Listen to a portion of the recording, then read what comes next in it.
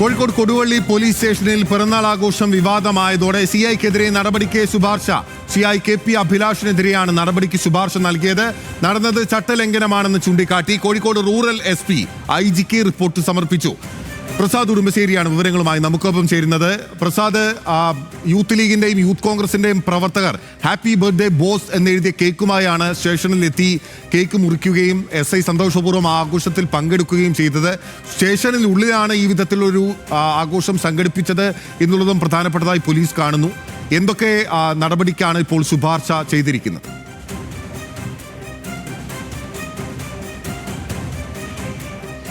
ഇതിൽ യൂത്ത് ലീഗും അതോടൊപ്പം തന്നെ യൂത്ത് കോൺഗ്രസും എല്ലാം തന്നെ വ്യത്യസ്ത പിറന്നാൾ ആഘോഷമാണ് പോലീസ് സ്റ്റേഷനകത്ത് വെച്ച് നടത്തിയിട്ടുള്ളത്. ഇവർ അവിടുത്തെ കൊടുവള്ളി CI ആയിട്ടുള്ള KP അഭിലാഷിന്റെ പിറന്നാൾ ആഘോഷിക്കുന്നതിനായി കേക്കുമായി എത്തുകയും കേക്ക് മുറിച്ച് ആഘോഷിക്കുകയും ചെയ്തു. ഇതിന് പുറമെ ആ വീഡിയോ സാമൂഹ്യ മാധ്യമങ്ങളിൽ പ്രചരിപ്പിച്ചു.